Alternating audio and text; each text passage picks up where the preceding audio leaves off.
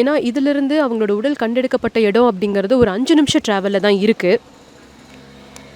And அங்கே பார்த்தீங்கன்னா கிட்டத்தட்ட ஒரு மணி அளவில் தான் வந்து ஆம்புலன்ஸ் எல்லாம் வந்து அவங்களோட உடலை கைப்பற்றியிருக்காங்க. அப்போது அந்த இடத்துல பார்த்தவங்க வந்து அந்த பொண்ணுனால ஓட்ட முடியாமல் டிரைவர் சீட்டை கொஞ்சம் சாய்ச்சு அப்படியே தலை சாஞ்சு இருந்ததை நாங்கள் பார்த்தோம். வாயிலெல்லாம் நுரத்தள்ளி இருந்துச்சு, பேச்சு மூச்சு இல்லாமல் இந்த பொண்ணு இருந்துச்சு. ஸோ நாங்கள் ஆம்புலன்ஸுக்கும் போலீஸ்க்கும் அவங்க பெற்றவங்களுக்கும் தகவல் சொன்னோம் அப்படின்னு சொல்கிறாங்க. ஸோ கிட்டத்தட்ட 1/2 மணி நேரம் கார் நின்று இந்த இடத்துலேருந்து தான் அவங்க பாய்சன் கன்சியூம் பண்ணியிருக்கணும். அதுக்கப்புறம் வண்டி ஓட்டிகிட்டு போக முடியாத நிலையில தான் அவங்க பாதியிலே காரை நிறுத்திட்டு அப்படியே சாஞ்சு சரிஞ்சிருக்கணும். கோயிலுக்கு போறேன்னு சொன்ன பொண்ணு நடு தெருவில் நின்று, அதாவது அந்த ரோடே காடு மாதிரி இருக்கு, அங்க ஓரமா நின்று ரொம்ப நேரமா அழுதுகிட்டு யார்கிட்டயோ போன்ல பேசிட்டு இருந்தாங்க அப்படிங்கறத நேர்ல பார்த்த சிலர் நம்ம கிட்ட சொன்னாங்க.